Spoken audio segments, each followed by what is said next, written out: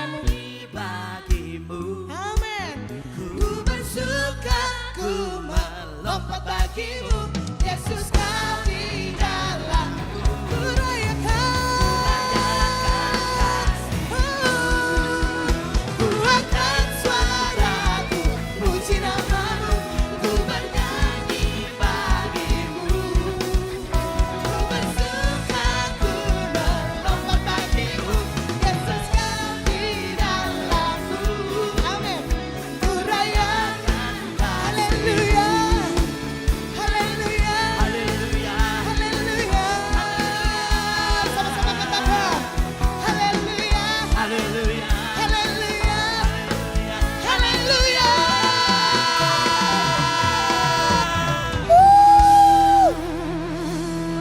Haleluya. Berikan salam kanan kiri mengatakan Tuhan baik. Haleluya.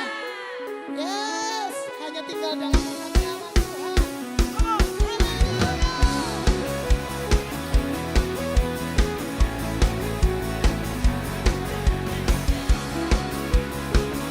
Yes.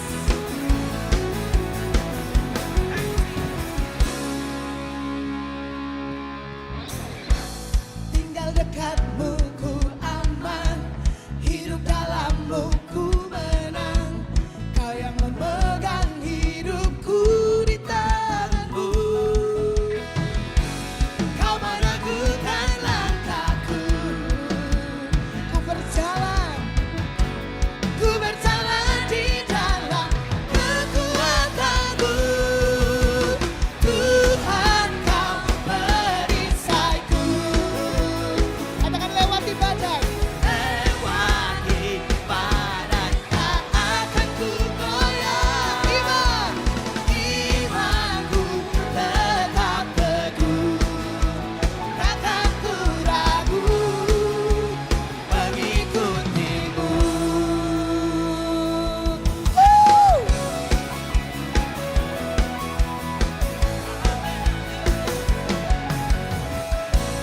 Tinggal dekatmu ku aman, hidup dalamku menang. Kau yang memegang hidupku di tanganmu. Yes.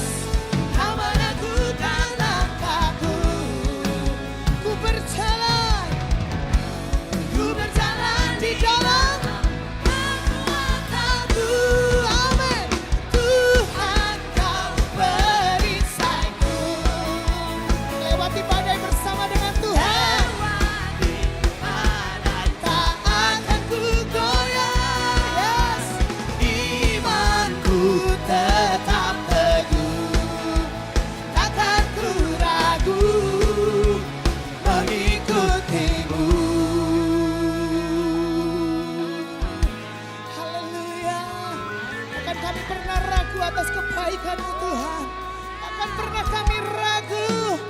Haleluya. Kau meragukan langkahku, Ku berjalan di dalam kekuatanmu, kekuatanmu. Tuhan kau perisaiku. lewati. Lewati badai tak akan ku goyah. Imanku tetap teguh, takkan ku ragu mengikutimu. Tuhan. Tuhan kau perisaiku.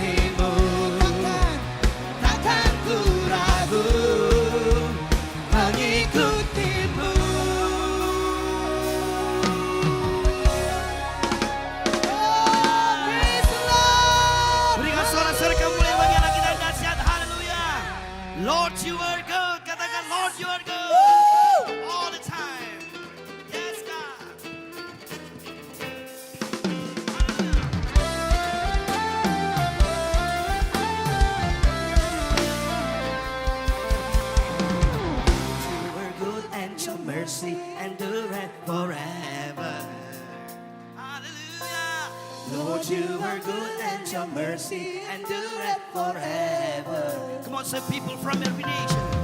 People from every nation and time, from generation to generation, we worship you. Hallelujah, hallelujah, we worship you for who you are. Yeah, yeah, yeah. We worship you.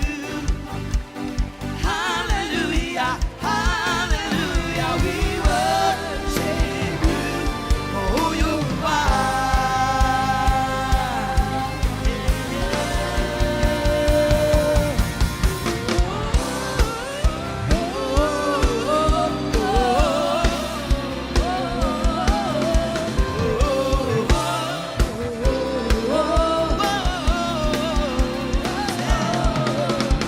Lord, you are good and your mercy endureth forever.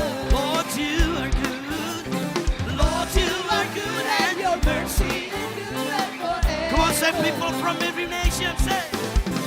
Lord, you are good and your mercy endureth forever. Oh, hallelujah. Lord, you are good and your mercy endureth forever. People from every nation and tongue, from generation to generation, we worship you. Hallelujah, hallelujah, hallelujah, we worship you for who you are. Come on, sing it. We worship you. Hallelujah, hallelujah, hallelujah, we worship you for who you are. You are good. Amen. Hallelujah.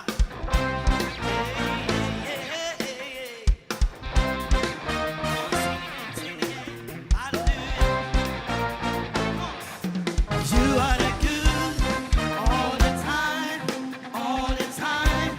You are good, you are good all the time, all the time. Oh, hallelujah. You are Yeah, yeah. You are good all the time, all the time. You are good, you are good all the time, all the time. You are good.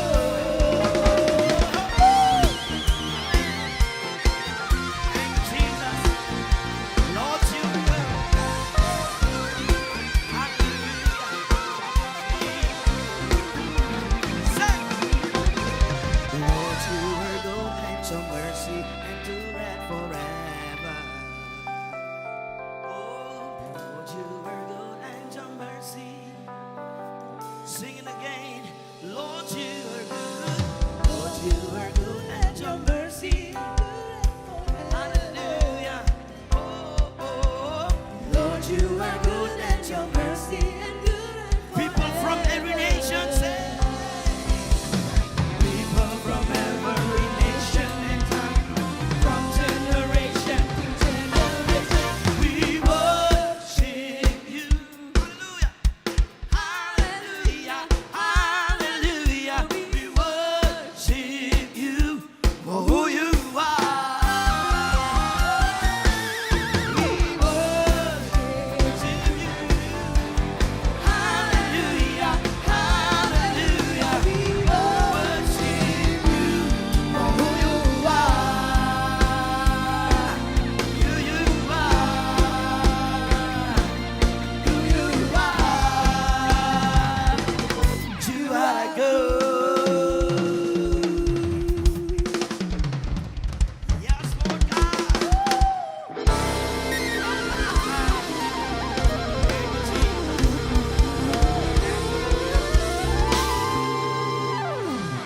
You are good all the time, all the time. You are good. Hajiti, come on. Amen.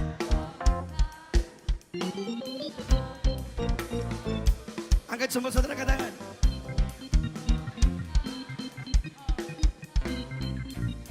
Sing it again. You are good.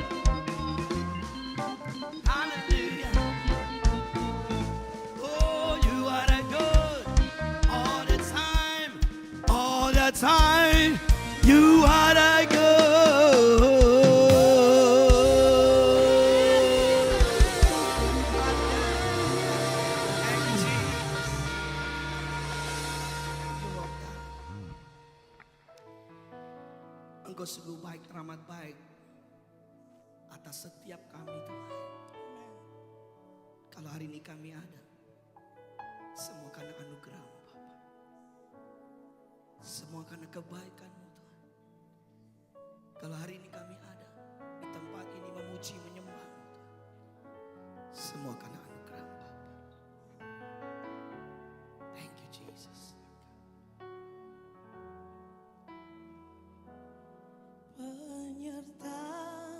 Penyertaan-Mu Tuhan, segalanya bagiku. Hadir-Mu di hidupku, terutama bagiku.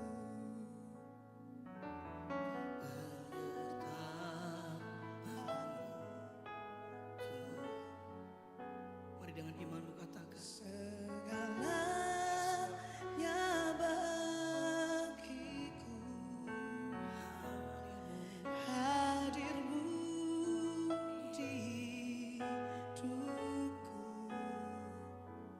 terutama bagiku. Anugerah-Mu,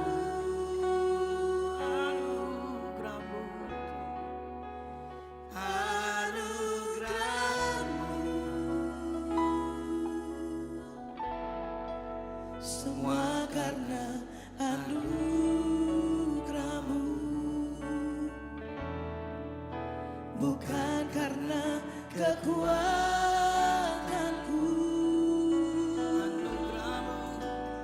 Anugerah-Mu,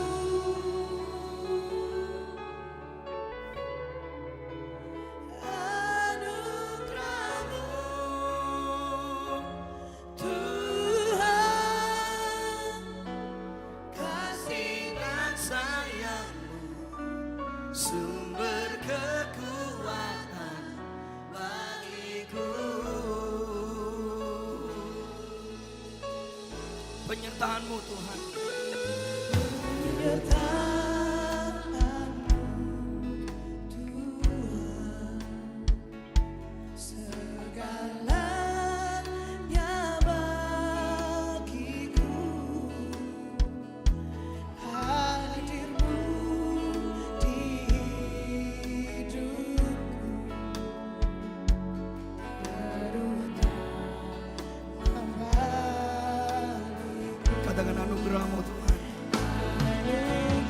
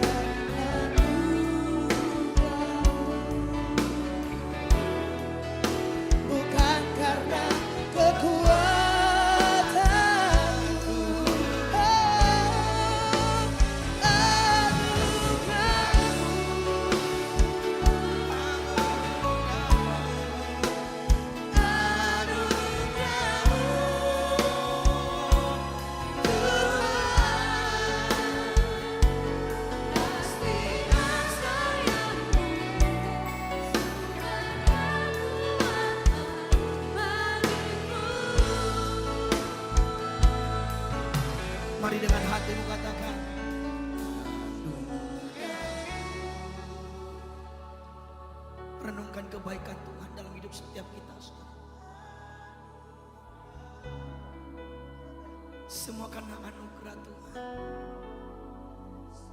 Yes, God. Bukan karena kuat dan gagah kami Tuhan, kalau kami sampai hari ini. Thank you Jesus.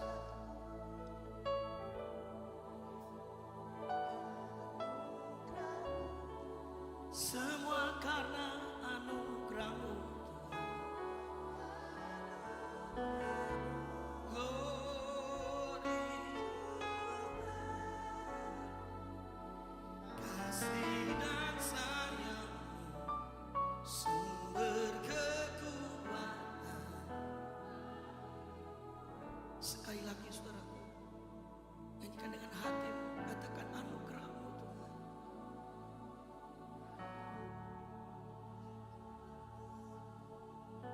Terima kasih.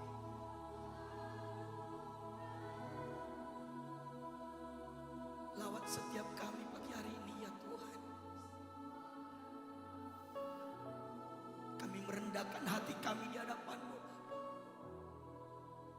Bukan karena apapun yang kami alami, kami mau katakan semua glory, anugerah-Mu,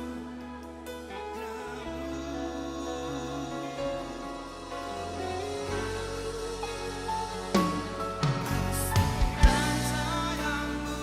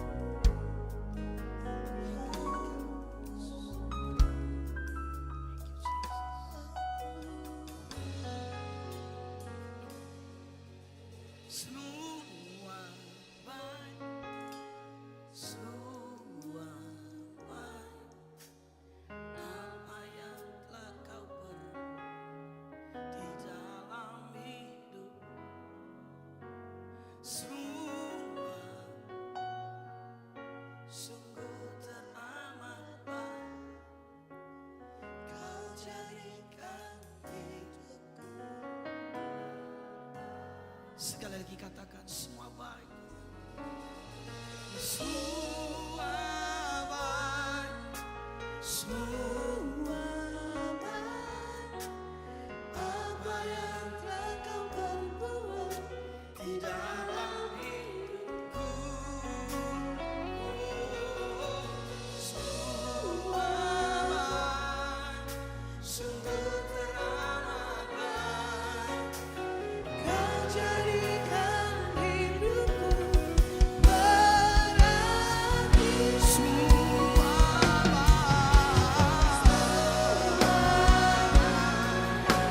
Semua baik. Apa yang telah kau perbuat di dalam hidupku. Semua baik. Sungguh teramat baik. Kau jadikan hidupku berarti. Kau jadikan hidupku Kau jadikan hidupku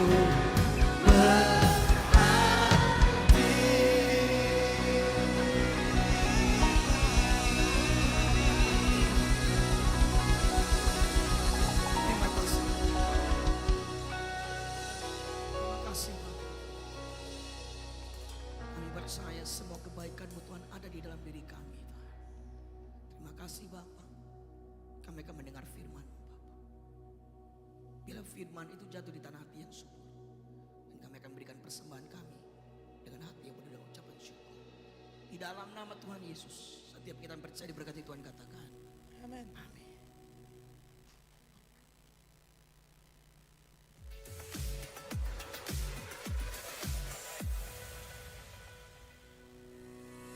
Welcome to Hope Community Church.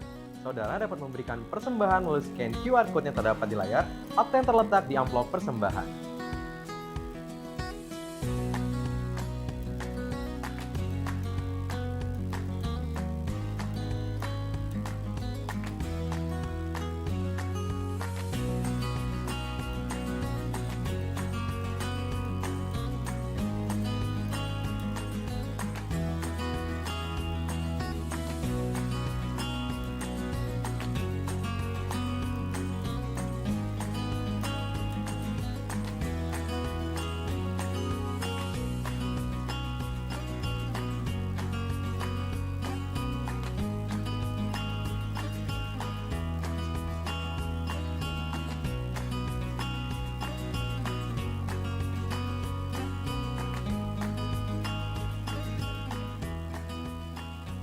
Selamat datang bagi saudara yang baru pertama kali beribadah di HCC.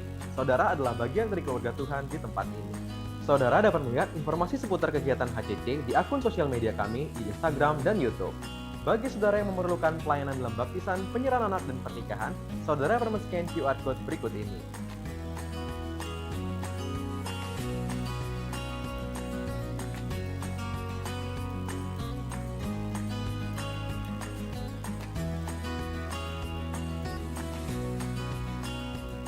Bagi saudara yang memiliki kerinduan untuk melayani, saudara dapat men-scan QR Code berikut ini dan memilih divisi pelayanan yang ada. Bagi saudara yang ingin menabur untuk diakonia, saudara dapat menabur melalui transfer ke rekening berikut ini.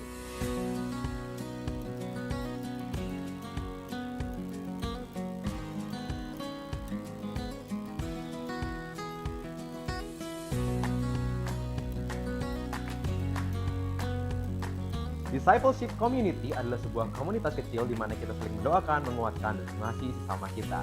Berikut merupakan jadwal di siang ada.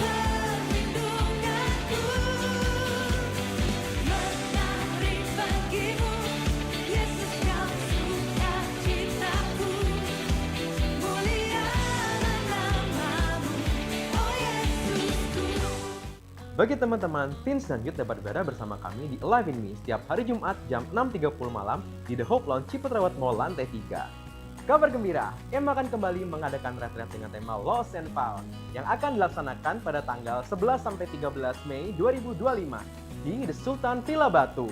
Kita di situ akan seru-seruan bareng dan menciptakan momen yang gak akan terlupakan. Untuk mendaftar kegiatan retreat ini, saudara dapat scan QR Code berikut ini. Untuk biaya pendaftaran dipungut sebesar Rp350.000.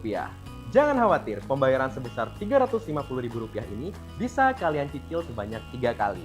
Rp100.000 pada bulan pertama, Rp100.000 pada bulan kedua, dan Rp150.000 pada bulan ketiga. Jangan lupa daftarkan diri kalian. Sunday Service Minggu jam 10 pagi di The Hope Lounge and Function Foodway Mezzanine Ciputrawat Mall lantai 3. Ibadah untuk anak Children Hope Ministry setiap hari Minggu jam 10 pagi.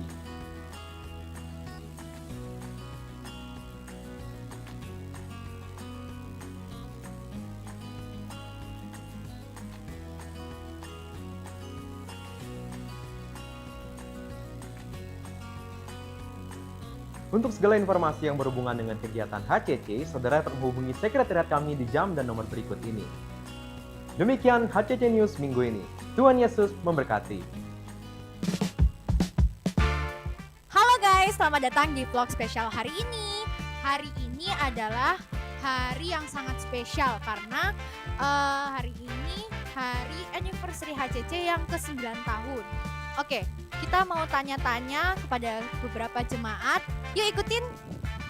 Oke, mau tanya nih ya Kak, apa momen yang paling berkesan selama Kak Nyoman beribadah di gereja ini? Apa ya? Temennya baik-baik, jadi bisa bertemu bersama. Itu sih. Oma mau vlog bentar ya Oma? Jangan Oma. Ayo Oma, ayo. Halo Cek Vivi, mau. Oh ya sama Cejil sekalian ya. Ini mau tanya-tanya bentar nih. Jika Anda bisa mendeskripsikan gereja ini dalam satu kata, apa itu dan kenapa? Dari Cek Vivi dulu ya. Satu kata ya, kekeluargaan. Oke, kenapa Cek? Karena di gereja ini kayak semua itu kayak berasa family gitu, satu sama lain itu akrab. Terus kan di sini ada kayak apa? DC ya, jadi buat kita tuh semakin akrab, semakin mengenal lebih dalam. Sekarang lanjut ke Cejil ya.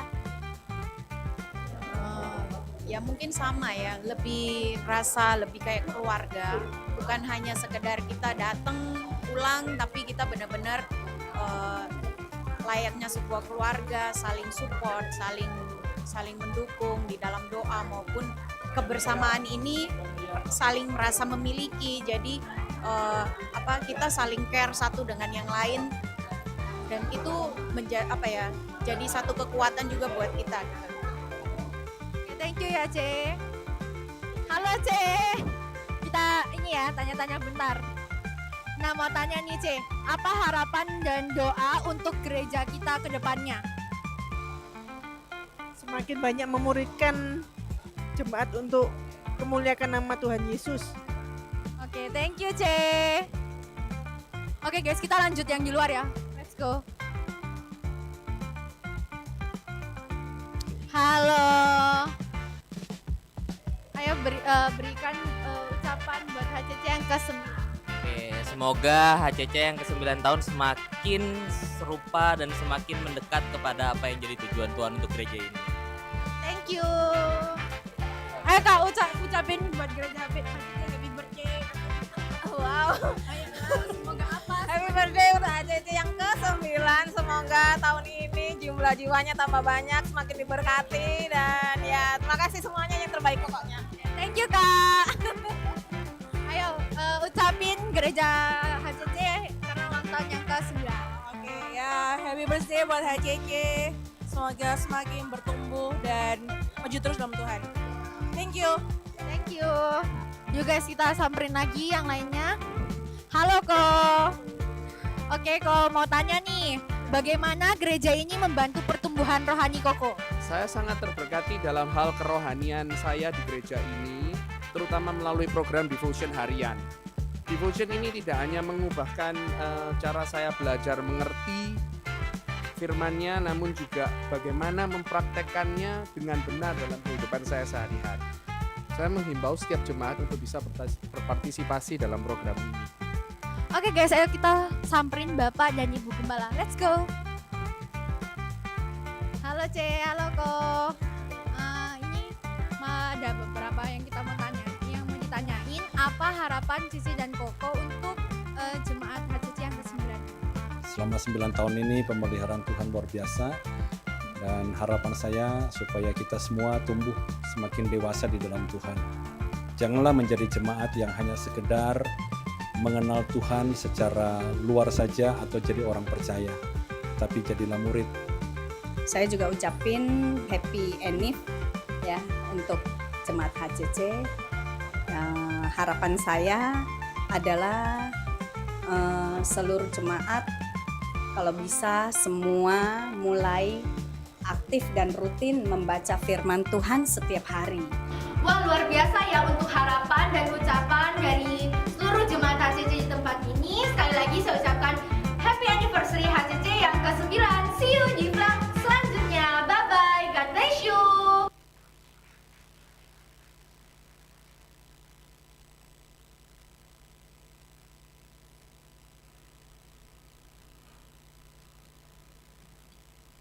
Haleluya. Happy anniversary buat HCC yang ke-9. Sekali lagi kita berikan sorak-sorai yang terbaik buat Tuhan kita. Ulang tahun yang ke-9. Yang tadi yang anak kecil yang vlog tadi mana? Anak kecil yang tadi nge-vlog itu. Kenapa pertamanya berani, yang terakhir kenapa kau langsung turun gitu? Udah kelihatan dia tahu berhadapan dengan siapa, dia tahu. Saya menyambut setiap jemaat yang baru datang, baru pertama kali datang. Coba lambaikan tangannya. Oh ya, halo, hai. Iya, saudara bukan orang lain, saudara keluarga di tempat ini. Seperti yang tadi bilang ya, seperti keluarga di tempat ini. Juga saya mengucapkan selamat bergabung buat yang baru bergabung juga melalui live streaming. Tuhan Yesus memberkati, selamat hari Minggu. Langsung saja yang berulang tahun dalam minggu ini, ada 3 saudara kita yang berulang tahun. Yang pertama saudari Susi, ada hadir? Saudari Susi. Yang kedua saudara Sean. Ya ini ya. Ulang tahunnya di Surabaya. Rek. Yang ketiga saudari Brigit. Ada yang gak tahu saudari Brigit? Selamat ulang tahun, Tuhan Yesus memberkati. Terus jangan lupa bahwa di pintu keluar itu ada di depan pintu sih saudara ya. Ada prayer request. Jadi bagi saudara yang ingin didoakan, saudara bisa menulis dan dimasukkan ke dalam kotak prayer request yang tersedia. Begitu juga dengan saudara yang mungkin sudah mendapatkan jawaban atau punya kesaksian, saudara bisa juga tuliskan di situ gitu ya. Secara detail saudara. Supaya doanya enggak salah tujuan gitu, detail. Oke, tadi ada pengumuman yang baru yaitu mengenai retreat AIM. Mengenai retreat anak-anak muda. Jadi bagi saudara yang merasa muda atau bagi saudara yang punya anak-anak yang masih muda, teen youth, teen youth dan youth, pemuda gitu ya, pemuda-mudi, saudara bisa mengikuti retreat tanggal 11 sampai 13 Mei. Pendaftaran sementara akan dibantu oleh saudara kita Tirsa dan Brigit. Haleluya. Oke, sekian pengumuman hari ini. Tanpa berlama-lama lagi, kita panggilkan pastor kita yang kita cintai bersama-sama ini, Pastor Henry Loh.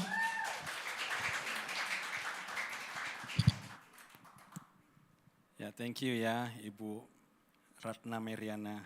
Tuhan memberkati. Ya, happy birthday ya buat kita semua. Ini adalah rumah kita bersama, ini adalah gereja kita. Saudara nggak terasa ya saudara ya, sudah 9 tahun. Ya 9 tahun tentu saja kalau anak itu udah teens ya. Tentu saja bukan waktu yang cepat. Dan banyak sekali pengalaman memang saudara ya. Some people go and some people come. Kita lewati COVID, kita lewati masa-masa sulit ya. Tapi saya bersyukur bahwa saudara ada di sini itu semua karena anugerah. Saudara, saya berdoa dan saya berharap supaya tahun selanjutnya ini menjadi sebuah sebuah pengertian ini menjadi milik kita bersama. Ya, gereja ini ada itu karena Tuhan yang membangunnya. Jadi saudara, kita terlibat, kita berikan karunia yang kita punya, bukan lagi sebagai orang yang melihat dari luar, tetapi orang yang melihat dari dalam. Ya, bukan lagi orang yang dipanggil melayani, tetapi orang yang menyerahkan dirinya untuk melayani Tuhan. Ya, itu harapan saya saudara sebagai gembala. Dan jelas saudaraku bahwa kami gembala sangat terbatas dan memang tidak sempurna, tentu saja tidak bisa melayani semuanya. Tetapi saudara bisa menjadi perpanjangan tangan supaya kita menjadi gembala-gembala kecil yang melayani jemaat. Ya, tujuan kita adalah satu, kita memuridkan setiap orang serupa dengan Kristus. Ya, bukan menjadikan Anda orang percaya. Itulah sebabnya berada di dalam sebuah gereja itu butuh proses.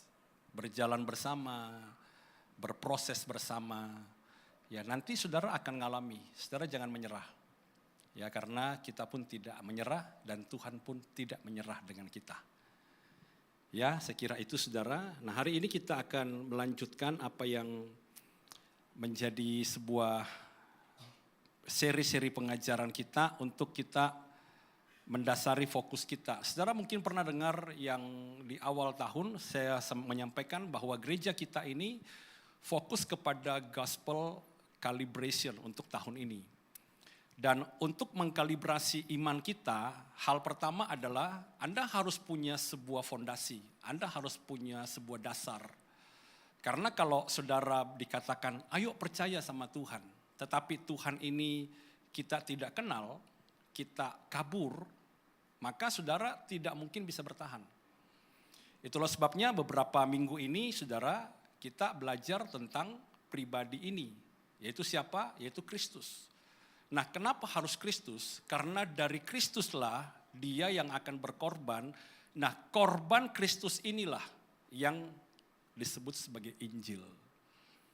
Ya, jadi ketika kita tidak bisa memahami siapa Kristus, kita tidak bisa memahami Injil. Ketika kita tidak memahami Injil, kita nggak bisa selaras dengan kehidupannya. Ya saudara ya, nah kita akan mulai saudara, hari ini kita sudah masuk di bagian ketiga di dalam Yohanes. Yesus adalah jalan, Yesus adalah kebenaran, dan hari ini Yesus adalah kehidupan. Nah kalau Anda perhatikan di dalam Yohanes 14 saudara, dikatakan apa? Bahwa Yesus itu adalah jalan, Yesus itu adalah kehidupan, kebenaran, dan dia adalah kehidupan.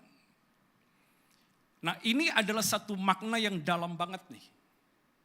Bahwa dia bukan hanya nunjukin sebuah jalan, tapi dia berkata, aku adalah jalan. Jadi saudara, tanpa Kristus, kita nggak akan ketemu jalannya. Harus lewat dia. Karena dia adalah jalan. Ya ini harus kita selaraskan dulu sini saudara, pengertian kita. Dan dia berkata, dia adalah kebenaran. Jadi dia bukan memberi informasi yang benar, ini minggu lalu saya sampaikan, tetapi dia adalah kebenaran. Dan kemudian dia berkata, dia adalah kehidupan. Jadi dia bukan memberi kehidupan, tetapi dia adalah kehidupan. Artinya apa saudara? Kalau ada orang yang berkata, saya mau baik nih, saya mau hidupnya lurus, moral saya baik, saya tidak nyakitin orang, saya nggak ngelukai orang, apa harapanmu untuk lakuin itu? Supaya saya selamat. Maka dia tidak akan bisa selamat. Kenapa saudara? Karena jalan ini di skip sama dia. Yesusnya tidak bisa dihilangkan dan Anda menemukan jalan keselamatan. Nggak bisa. Karena keselamatan itu hanya Anda dapatkan bersama dengan jalan itu, bersama dengan Kristus. Jadi kalau mereka bilang, saya bisa berbuat baik enggak Pak? Saya bisa enggak untuk bisa sampai ke sorga selamat dengan kebaikan? Sorry, kebaikan bukan jalan. kebaikan bukanlah sebuah jembatan yang Anda bisa pakai untuk sampai kepada kekekalan. Anda membutuhkan pribadi yang berkata, akulah jalan kepada Bapa. Bisa enggak Pak kita berbuat baik? Sangat bisa. Tapi jangan pernah kita merasa puas dengan kebaikan, dengan amal. Dan kita bilang, orang percaya Yesus aja tidak lebih baik dari saya. Itu urusan pribadi. Kenapa Anda harus mengikuti orang-orang yang berkata sudah punya Yesus, tapi hidupnya tidak menjadi baik? Itu urusannya lain, saudaraku.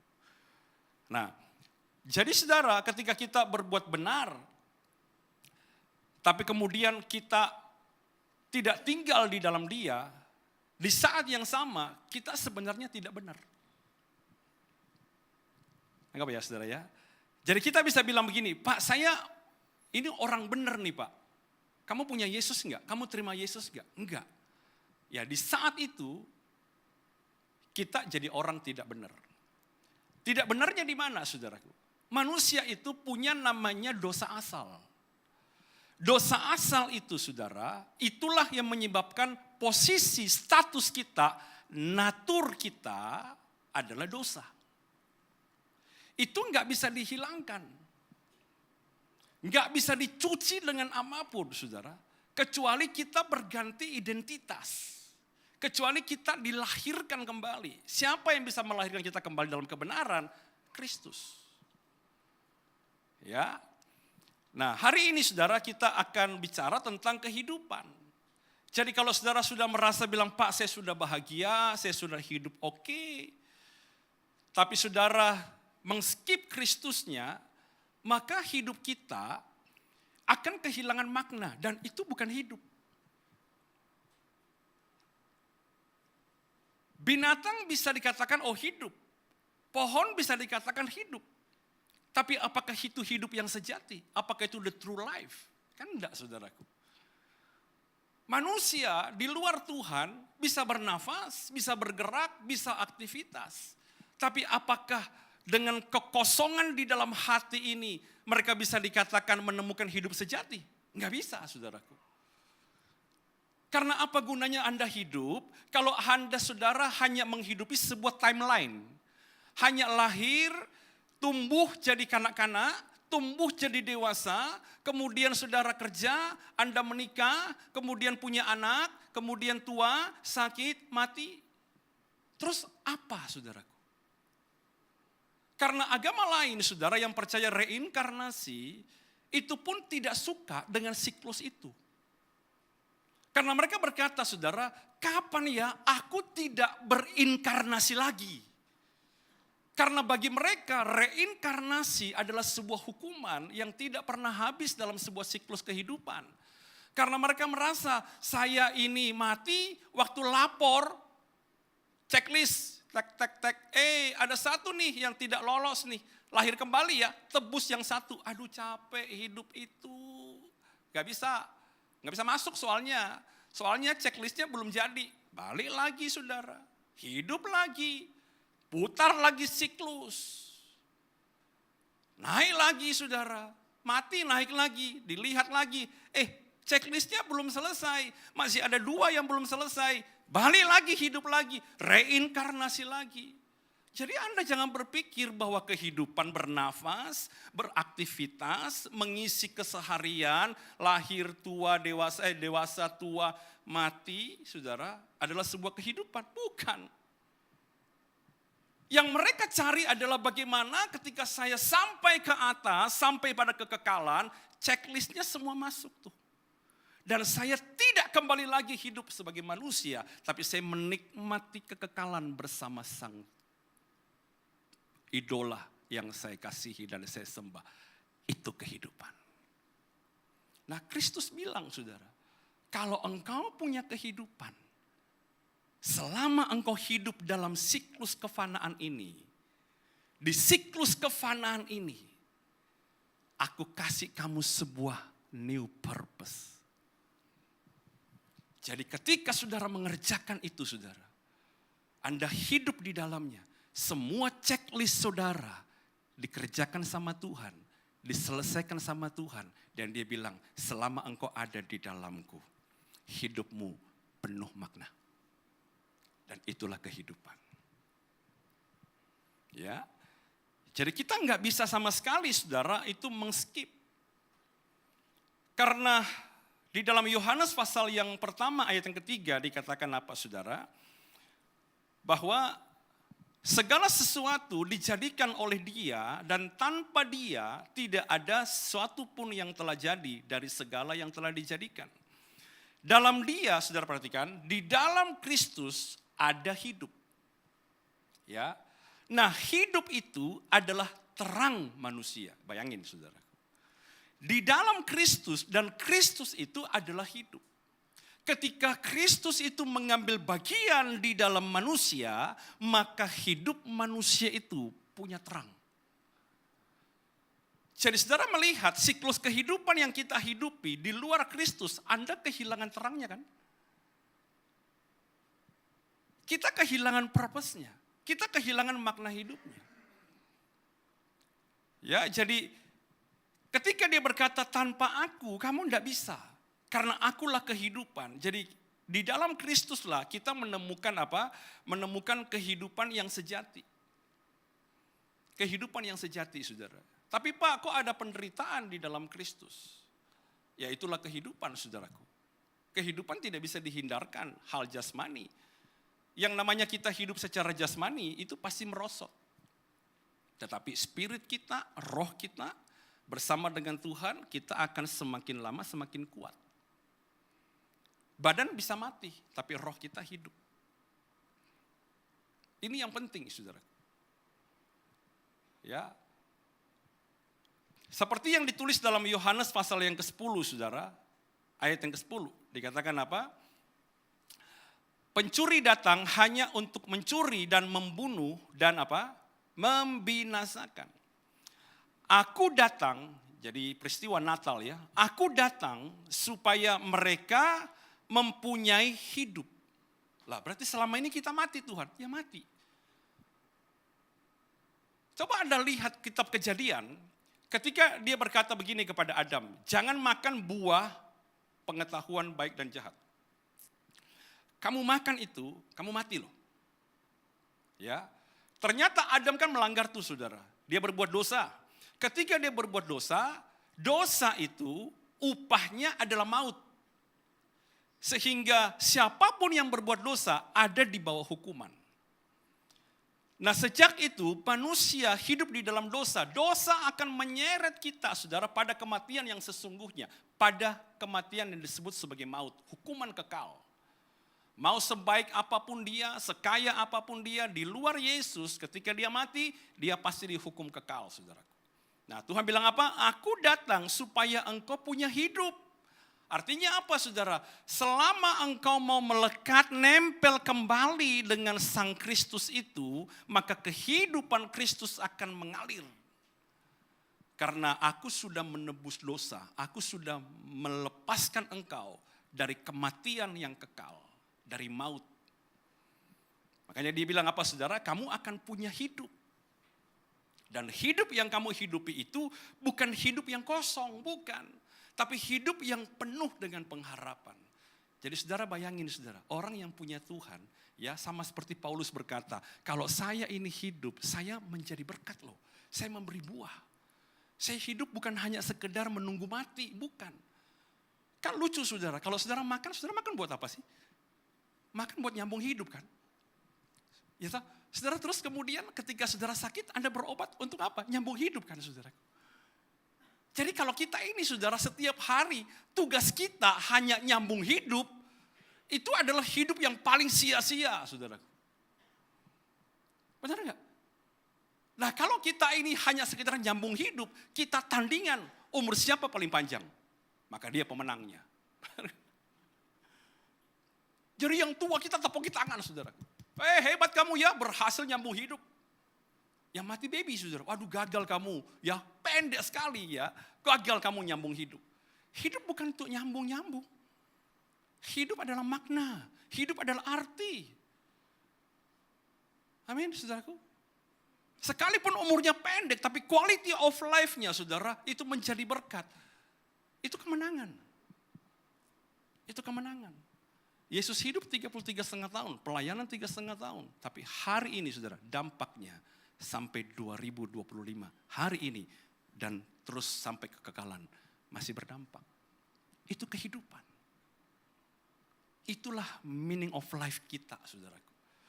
Menemukan sesuatu yang Tuhan berikan. Dan ini yang Tuhan bilang, hidupmu bukan hanya menafas loh. Tapi hidupmu penuh dengan kelimpahan. Kelimpahan dengan sejahtera yang bisa kamu share.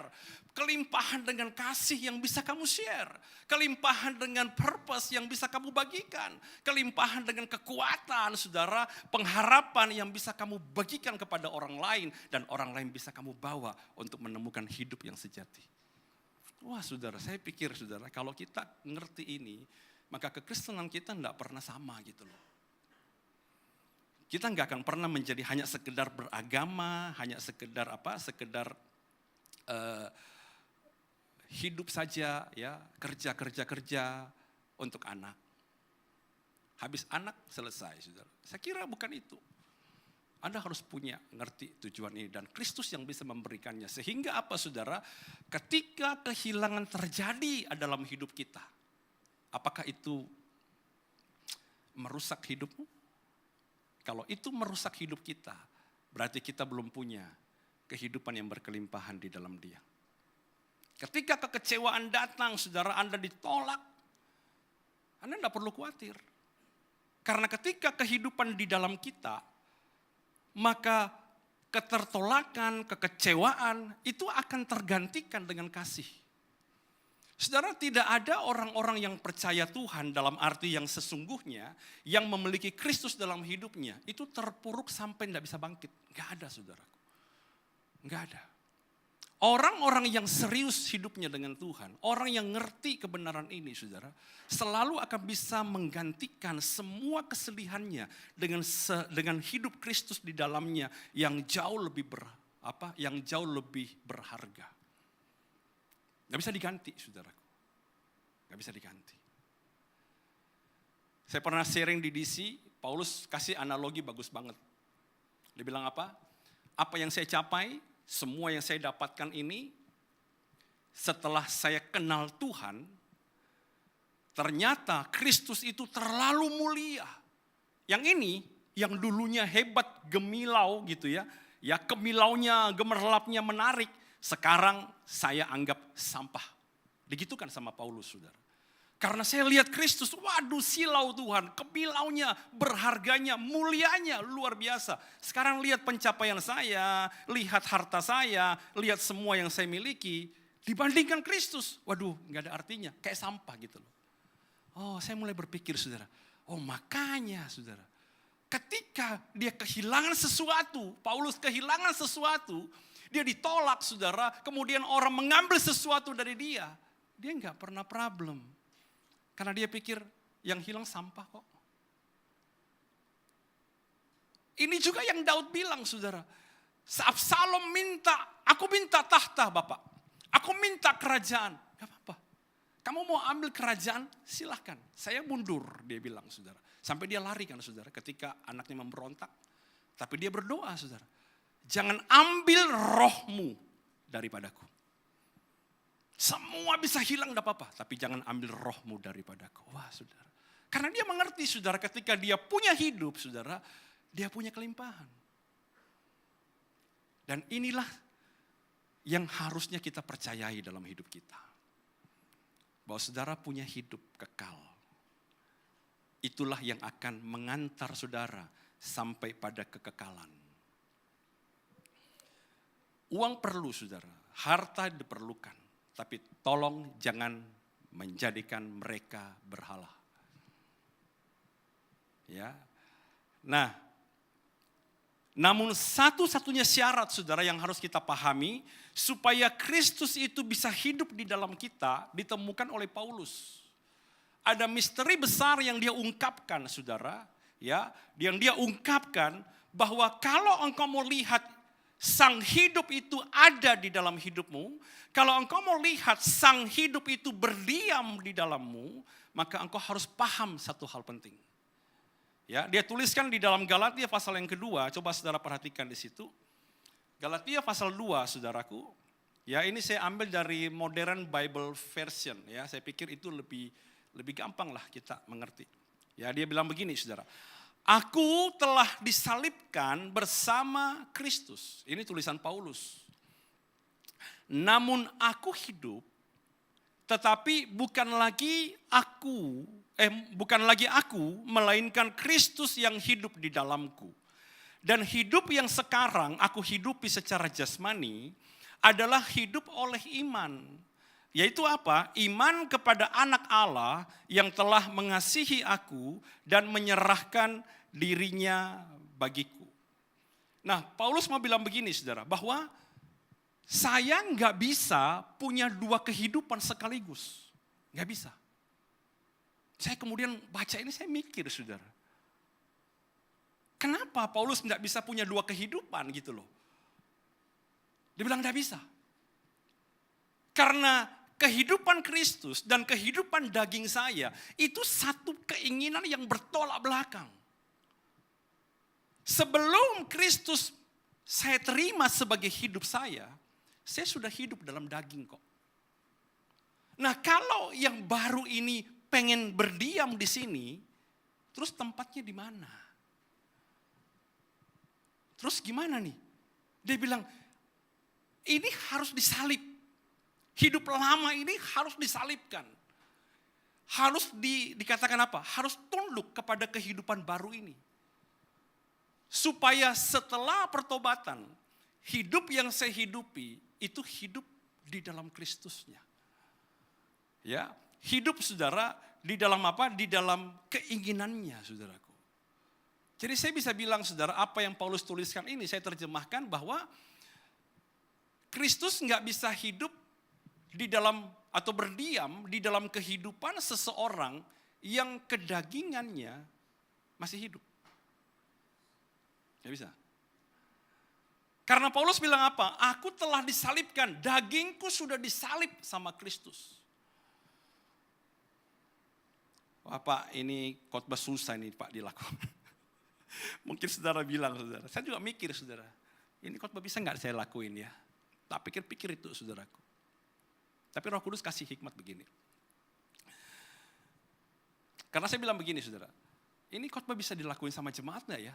Apakah ada manusia yang tidak punya keinginan dosa gitu loh di dalam dirinya? Benar nggak saudaraku?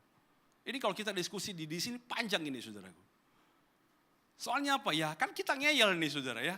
Mana bisa? Kita kan nggak bisa hidup tanpa dosa. Terus saudara, saya dikasih hikmat begini saudara.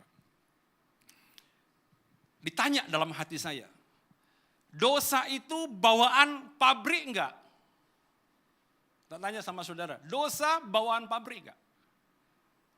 Anda dibentuk, dicetak saudara, dibentuk di pabrik, plek. Ada cacat pabrik. Atau enggak? Tak tanya sama saudara, dosa itu cacat pabrik apa enggak? Bawaan pabrik atau bukan? Yang bilang bawaan, angkat tangan. Yang bilang bukan Pak, bukan. Kalau Anda lihat anak kita, apalagi yang lahirnya tahun naga, ya toh. Oh Pak, ini sudah cacat pabrik Pak, wong sionya aja naga. Mungkin Anda bilang begitu. Anda lihat papa kita, saudara, yang lahir, engkong kita yang lahir. Oh dari sononya memang Pak, orang lahir itu memang ada dosanya. Memang kalau Anda lihat yang sekarang. Tapi kan pabriknya bukan mereka, bukan kita. Pabriknya itu Adam, ya toh. Nah saya mau nanya, ketika Tuhan bentuk Adam, apakah dia kasih setitik dosa? Kan enggak, saudaraku. Sudah ada, sudah jadi, perfect, sempurna. Ada, kerusakan. Itu loh saudara. Ada kerusakan. Jadi kalau kita berkata, Pak aku enggak bisa nih Pak membiarkan Kristus hidup di dalamku. Kalau Tuhan mau hidup berdampingan enggak apa-apa Pak. Ya pokok Senin sampai Jumat saya entertain, saya kerja Pak. Pokoknya saya di dunia Pak. Mau daging-daging kayak ya. Mau apa sate ya sate. Kan gitu saudara. Pokoknya semua kita sikat Pak. Najis ya najis Pak, kalau tidak nggak bisa kerja Pak, gimana? Nanti Sabtu dan Minggu Pak, baru kita itu hidup bersama Kristus Pak. Jadi kamu tobat dong, habis tobat kumat, ya nggak apa-apa. Namanya hidup, Tuhan maklum lah, namanya Pak kelemahan manusia. Kalau satu saat nanti saudara, ketika Anda masuk dalam kekekalan, ada sebuah tirai yang meng-screening kita, yang mengeliminasi semua dosa. Anda tereliminasi enggak? Itu pertanyaan saya. Kalau memang saudara dosa itu diizinkan Tuhan, yang pertama, ngapain dia mati? Yang kedua saudaraku, di sorga harusnya ada setitik dosa. Tapi buktinya enggak ada. Dan dia bilang apa? Tidak akan masuk di dalam kerajaanku. Dikasih daftar kan? Coba baca daftarnya saudaraku. Ada berapa banyak yang kita punya. Jadi ketika saya bilang Tuhan ini khotbah enggak bisa dipraktekin nih Tuhan. Soalnya apa? Manusia memang punya ini. Tuhan bilang dosa itu bukan sifat bawaan anakku. Dosa bukan cacat pabrik. Dosa adalah sebuah kerusakan yang disebabkan oleh kedagingan, keinginan musuh yang merusaknya. Aku sudah memperbaikinya. Aku sudah beresin. Oh, saya paham langsung saudara. Di luar Tuhan, tidak seorang pun bisa hidup benar.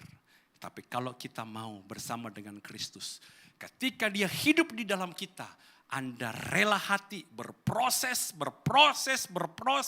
Satu saat nanti Anda bisa hidup bagi dia. Amin saudaraku. Makanya saudara, kita ini bolak-balik ngurusin sakit. Sakit kita ke dokter, sakit kita minum vitamin, sakit kita obatin. Kenapa dosa kita biarkan saudaraku? Padahal obatnya udah ada. Obatnya adalah siapa? Kristus, kehidupan Kristus. Makanya Paulus bilang saudara, setelah berproses sekian lama, sekarang ini aku hidup bukan lagi aku. Tapi Kristus hidup di dalamku. Amin. Coba Anda lihat saudara, ini juga diucapkan oleh Yesus sendiri ketika dia memanggil para murid. Ya, dia berkata saudara, coba saudara perhatikan. Di dalam Markus pasal yang ke-8 ayat yang ke-3 sampai dengan ayat yang ke-4. Ya, dia berkata apa? Lalu Yesus memanggil orang banyak dan murid-muridnya dan berkata kepada mereka, setiap orang yang mau mengikut aku, apa saudara? Ia harus menyangkal dirinya, memikul salibnya, dan mengikut aku. 3 hal ini saudara, ini bicara kematian daging. Menyangkal diri, ego kita, identitas kita, kemauan kita, nggak bisa kita turuti. Memikul salib saudaraku, sesuatu yang kita tidak suka harus kita bawa. Mengikut ya aku, waduh lebih repot lagi saudara, agenda kita di cancel, ikut agenda dia saudaraku. Memang berat saudaraku. Itu berat ketika Anda tidak melihat benefitnya. Tapi ketika Anda lihat hidup seperti ini saudaraku, itu kepuasan dan kebahagiaannya di luar dari apa yang pernah Anda dapat. Itu yang hebat saudara. Kenapa? Karena ini bicara spirit, bukan bicara jasmani. Saya dengar satu dia seorang motivator ya kira-kira ya. Dia punya uang banyak saudaraku. Ya, dia punya uang banyak. Dia bilang begini saudara. Saya ini masih muda tapi dia bilang spend money hanya puluhan juta setiap bulan untuk saya hidup. Terus yang wawancara nanya, uangmu berapa? Uang saya apakah 100 M? Oh lebih, dia bilang. Saya kemudian mikir, saudaraku. Kalau dia hidup puluhan juta setiap bulan, dan dia nyimpan ratusan M yang tidak terpakai, berarti dia sekaya puluhan juta. Benar gak? Ini yang Salomo bilang kan saudara. Aku ini kerja pagi sampai sore, punya kekayaan banyak sekali, dia bilang. Tapi sia-sia, di mana sia-sianya? Setelah saya ini, semua ini yang tersimpan, yang tidak terpakai, saya kasih ke orang yang saya tidak kenal. Mungkin orang itu belum lahir, atau mungkin dia pikir, saya nggak kenal karena kan istrinya banyak saudaraku. Nggak tahu anak yang mana tuh dapat warisannya, kan begitu saudara.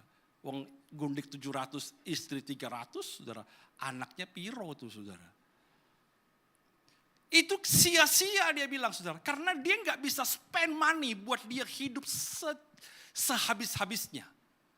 Anda kalau punya uang ratusan M saudara, bahkan triliunan mungkin. Anda bisa beli 5 ranjang dan Anda tidur semua di 5-5-nya. Anda bisa beli mobil 10 saudara, mobil sport supercar. Anda bisa pakai semua. Apakah Anda bisa beli semakin banyak uang, perut Anda bisa nampung lebih banyak? Justru tambah banyak duit saudara, tambah irit. Bukan tambah irit, tambah sehat saudara. Tambah dikit tuh makannya, takut mati saudara. Itu sia-sia saudara.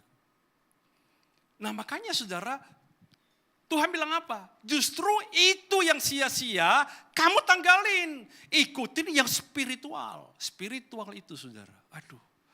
Kepuasannya, kebahagiaannya itu kekal. Dan itu nanti membuat kita kaget, kagum. Saudara kebayang enggak saudara? Kalau benar yang dikatakan Alkitab, kita enggak pernah ke sorga soalnya. Saya juga enggak berani bilang, oh saya pernah ke sorga. Saya enggak berani bilang saudara. Tapi menurut apa yang Alkitab katakan saudara, batu permata, kisropras, samrut, emas, ya emas, perak, semua yang paling bernilai, tahta yang terdiri dari emas, jalan-jalan yang dari emas saudaraku. Kira-kira saudara, kalau Anda sampai ke sana, dan saudara lihat kayak begitu saudara, Anda jadi miskin apa jadi kaya? Anda merasa miskin apa kaya saudara? Miskin banget tuh saudara, benar gak? Dan bilang, ya ampun, seumur hidup aku cari 1 kilo di sini loh. Benar gak saudaraku? Itu yang Tuhan bilang saudara, sia-sia di sorga banyak. Saya pernah ada satu cerita lah ya, mungkin guyonan kali ya. Ada seorang mati, dia orang kaya. Ketika dia mau mati dia bilang begini, malaikat hartaku banyak sekali. Bisa enggak saya bawa 5 kilo emas? Nah waktu itu malaikat mengizinkan saudara. Oke bolehlah ya, emas itu dikubur bersama dengan engkau 5 kilo. Kemudian kamu boleh bawa ke sorga. Iya saya mau buat jadikan, ini kan seumur hidup saya cari 5 kilo. Ya saya pengen bawa, ini harta saya satu-satunya paling berharga. Meninggallah dia saudara, dan dia ketika dia bangun saudara, dia masuk sorga, di pintu sorga dia lihat tangannya, ada emasnya 5 kilo. Anda jangan berdoa begitu ya. Anda, itu ide bagus tuh. Ya. Di bawah 5 kilo, beneran ada saudara. Wah dia masuk saudara. Ketika dia masuk saudara, dia sampai di pintu apa? Di pintu sorga. Waktu terbuka pintu sorga, dia masuk saudara. Dia lihat jalannya dari emas saudara. Dia lempar emasnya, dia pegang itu jalan saudara. Tiba-tiba si penjaga pintu bilang, shh, shh, shh. Sampahnya tolong diambil. 5 kilo dibilang sampah saudara. Nah, terus saudara bilang apa? Ternyata yang saya pikir makna hidup bukan itu saudara. Iblis gak pernah kikir kasih Anda jasmani. Iblis gak pernah kikir kasih Anda kekayaan. Karena dia pernah tawarkan kepada Yesus seisi dunia. Tapi dia akan nahan yang bersifat spiritual. Dan Kristus datang, dia mau kasih saudara hidup kelimpahan dalam spiritual saudara. Karena itulah kepenuhan hidup saudaraku. Amin. Makanya saudara, Paulus bilang apa? Tidak bisa saudaraku, kita itu mau hidupnya Tuhan, tapi juga mau daging kita juga hidup, nggak bisa. Nggak pernah bisa jalan bareng. Dan itulah sebabnya kenapa Anda perlu dimuridkan, kenapa butuh by proses. Nggak bisa tumpang tangan tiba-tiba roh sabar masuk, tiba-tiba roh kemurahan hati masuk, nggak bisa. Hidup bareng, ngalami kekecewaan, ngalami tertolak, ngalami nggak cocok sama orang. Dan di situ Anda belajar ngalirkan kekayaan, kelimpahan hidup saudara kepada orang lain. Amin. Kalau memang bisa saudara, maka kita akan ketemu orang sempurna. Kalau memang bisa, kita akan ketemu family yang sempurna. Kalau memang bisa, kita pasti ketemu orang tua yang sempurna. Nyatanya Anda cari seumur hidup, Anda baca sejarah, Anda baca nanti saudara apa yang Anda bisa baca di dunia ini. Nggak pernah Anda ketemu. Ya kan? Kalau saudara kita bisa ngerti ini, maka kita akan paham. Ada satu kisah di Alkitab namanya Yusuf. Ya, coba kita lihat. Saudara, orang ini 13 tahun menderita, saya bilang.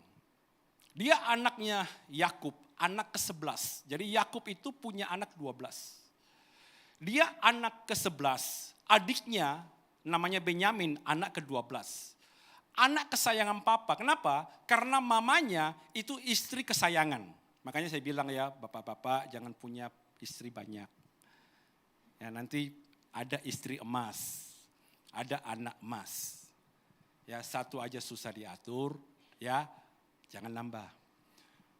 Lihat ya saudara ya. Jadi 13 tahun ini dia menderita saudara.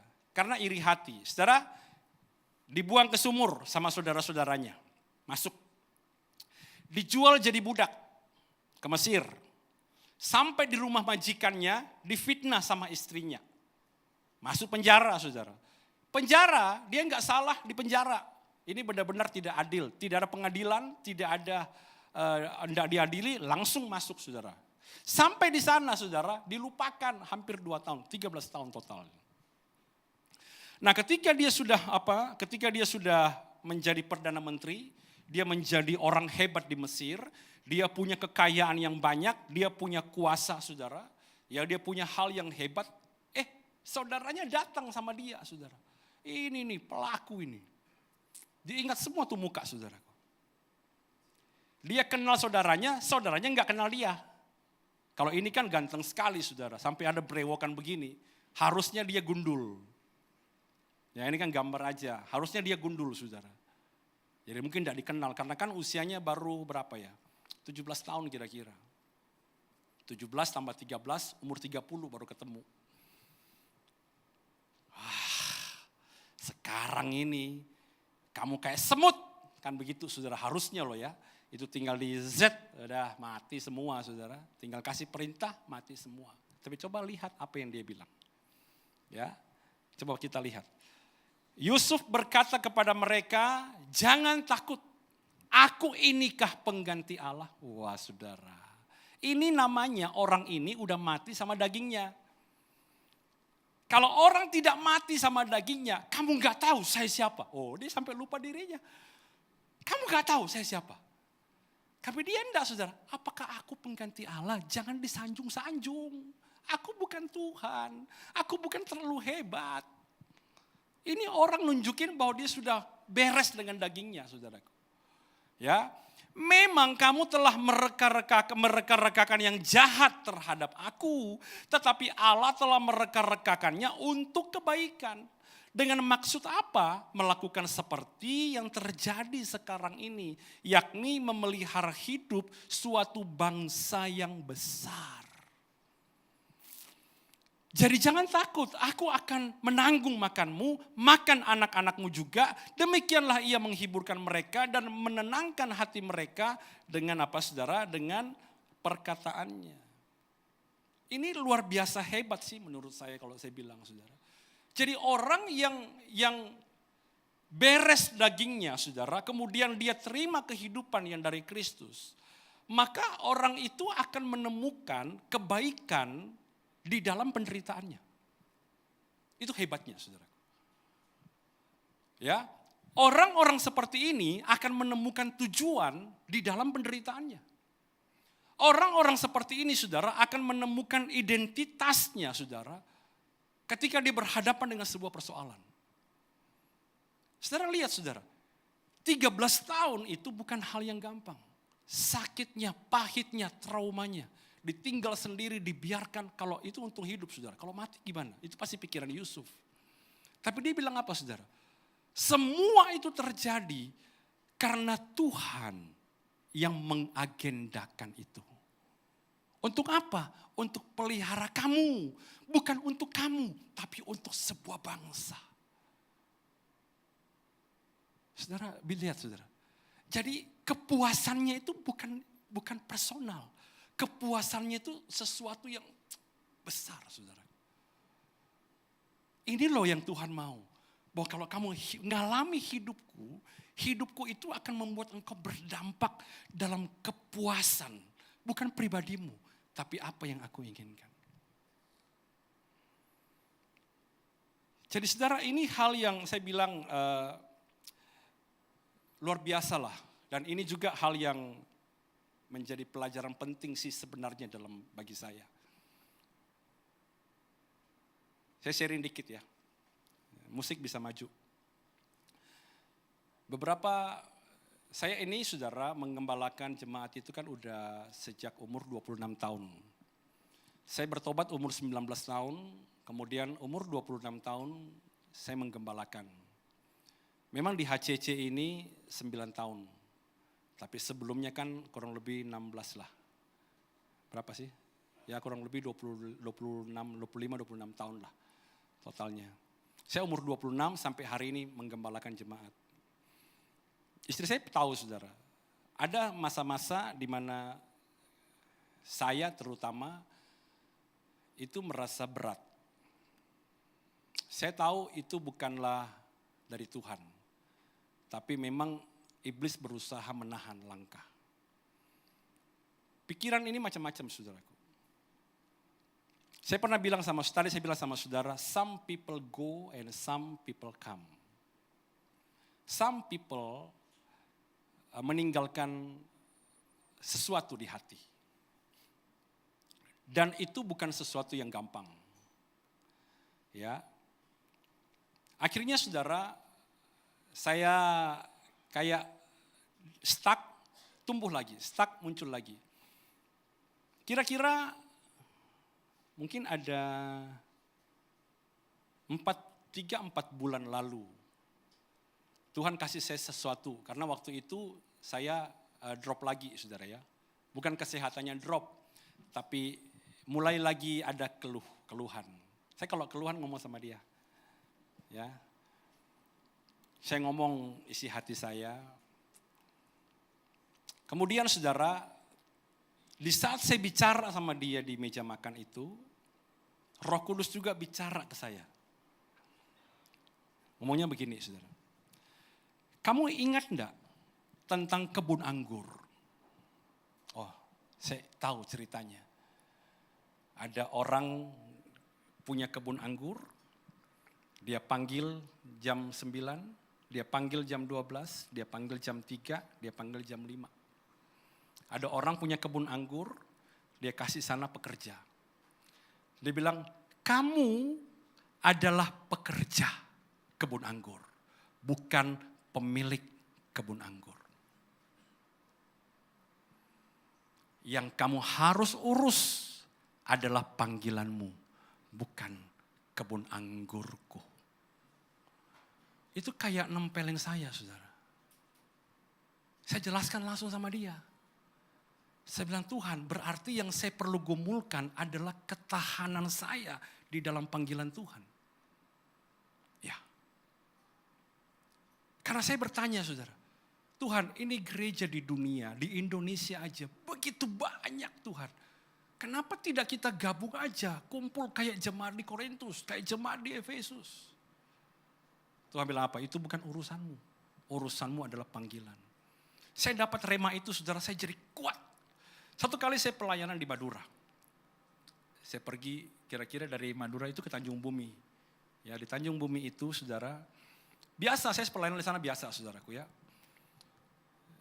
Pelayanan begitu, nyembah Tuhan. Terus Tuhan suruh saya buka mata. Lihat. Saya lihat detail saudara. Suara drum mereka, jujur telinga kita sakit. Simbalnya dipukul buanter luar biasa. Dekorasi mereka saudara adalah lampu yang dipasang-pasang dengan tangan yang kasar. LCD mereka pakai proyektor yang agak buram. Saya toleh ke belakang saudara. 20 orang, tua-tua. Tuhan bilang apa? Ini kebun anggurku. Saya langsung WA dia saudara. Saya foto. Ini kebun anggurnya Tuhan. Kenapa harus ada gereja di tempat yang jauh kayak begitu? Karena kasih Tuhan mau memberi makan orang-orang ini. Saya mulai mengerti saudara. Ikut Tuhan. Bukan bangun kerajaanku. Tapi bangun kerajaannya. Di situ Tuhan ajar. Kalau dagingmu mati, engkau baru ngerti how to follow Jesus. Kalau enggak bisa. Tangkap ini saudaraku. Hari ini adalah sebuah proses kehidupan kita. Jalani aja saudara. Bukan dengan kekuatanmu Anda jadi baik.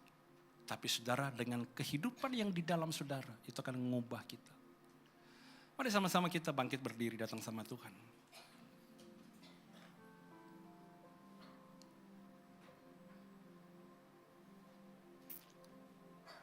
Sama-sama kita angkat satu pujian, kita nyanyikan sebuah pujian. Pujian ini minggu ini tiba-tiba muncul. Saya dengarkan dan saya rasa saya sangat diberkati saudaraku.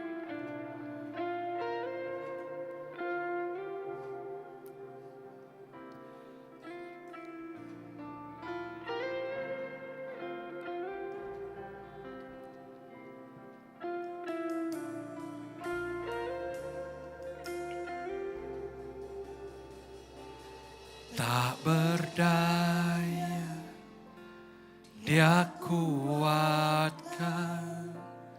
terbelenggu, Dia bebaskan, Dia berkuasa, kalahkan maut dalamnya, aku menang. Dalam nama Yesus, kutuk jadi berkat.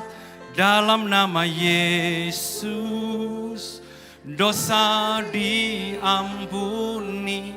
Dalam nama Yesus, ada kemenangan. Dalam nama Yesus, aku dipulihkan. Dalam nama Yesus.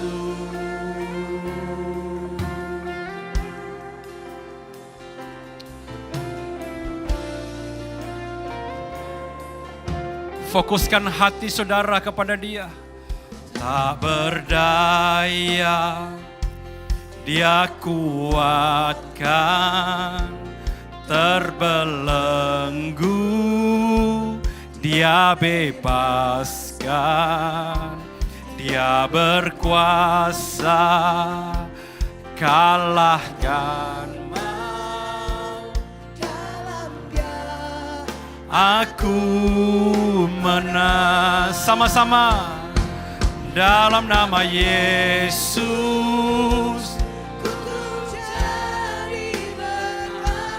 dalam nama Yesus, dosa diampuni. Dalam nama Yesus, ada kemenangan. Dalam nama Yesus, aku dipulihkan. Dalam nama Yesus. Amin. Sama-sama. Jadi berkat dalam nama Yesus. Diampuni dalam nama Yesus. Ada kemenangan dalam nama Yesus. Dipulihkan dalam nama Yesus. Mari taruh tangan di hati kita, saudaraku, sambil kita menutup mata kita. Saudara, jangan pernah lepaskan Kristus yang adalah sumber hidup ini.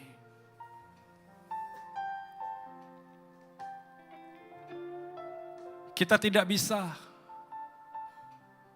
hanya sementara bersama Yesus, tapi kita harus terus menerus melekat. Yohanes pernah bilang, kamu adalah ranting, bukan pokok anggur. Kalau engkau mau tetap berbuah, menghasilkan kebenaran, menghasilkan kehidupan, maka kamu harus tetap melekat seumur hidupmu. Kapan kamu terlepas, maka kamu terputus dari kehidupan. Karena kehidupan tidak dihasilkan oleh ranting, kehidupan dihasilkan oleh pokok anggur. Apapun yang terjadi dalam hidupmu, penderitaankah, kekecewaankah, jangan tinggalkan Yesus dan ikut kedaginganmu. Lebih baik engkau seperti Paulus. Aku mau lepasin dagingku supaya aku tetap nempel sama kehidupan. Nempel sama Tuhan bukan untuk mendapatkan yang jasmani, tapi nempel sama Tuhan supaya rohmu tetap hidup.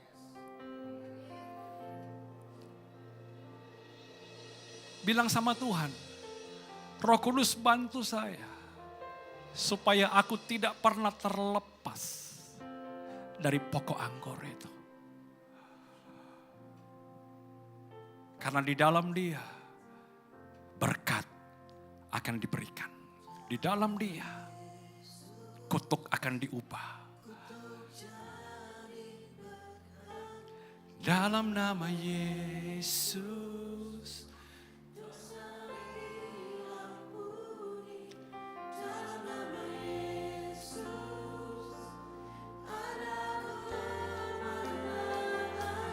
Dalam nama Yesus, aku dipulihkan dalam nama Yesus. Sama-sama kita katakan, saudara. Dalam nama Yesus, kutuk jadi berkat. Dalam nama Yesus, dosa diampuni dalam nama Yesus. Ada kemenangan dalam nama Yesus. Dipulihkan dalam, sekali lagi katakan, Yesus. Yesus, kutuk jadi berkat dalam nama Yesus. Dosa diampuni dalam nama Yesus. Ada kemenangan dalam nama Yesus. Aku dipulihkan dalam nama Yesus. Mari kita angkat tangan kita, saudaraku. Tuhan, hamba berdoa supaya kami terus menjadi jemaat yang menempel pada pokok anggur. Tuhan, apapun persoalan kami tahu Tuhan, bahwa penderitaankah, kesulitankah, kesusahankah, kesengsaraankah tidak dapat memisahkan kita dari kasih setia Tuhan. Dan biarlah kami mengizinkan kehidupan Kristus hidup di dalam kami. Sekalipun kami harus merelakan daging kami mati, Tapi demi untuk kehidupan Kristus, ajar kami dan beri kami hati yang rela. Hamba berdoa supaya Engkau sendiri yang terus menumbuhkan jemaat ini Tuhan. 9 tahun Engkau pelihara kami. Sesuai dengan janji-Mu, gereja ini Engkau yang bangun. Gereja ini adalah milik-Mu. Engkaulah pemilik kebun anggur. Biarlah kami ada sebagai orang-orang pekerja yang dipanggil untuk melakukan kehendak-Mu. Diberkati anak-anak-Mu, diberkati keluarga mereka, diberkati pekerjaan mereka Tuhan. Diberkati semua karunia talenta supaya terus berkembang bagi kemuliaan nama Tuhan. Biarlah anugerah kebaikan kita terima saudaraku di dalam nama Yesus. Dan pulanglah, bawalah segala berkat dari Allah dan Bapa kita. Kasih sayang dari Tuhan kita Yesus Kristus. Serta persekutuan, penghiburan Roh Kudus menyertai kita. Mulai hari ini sampai Tuhan datang yang kedua kalinya. Di dalam nama Tuhan Yesus. Sama-sama kita katakan amin. Silakan duduk.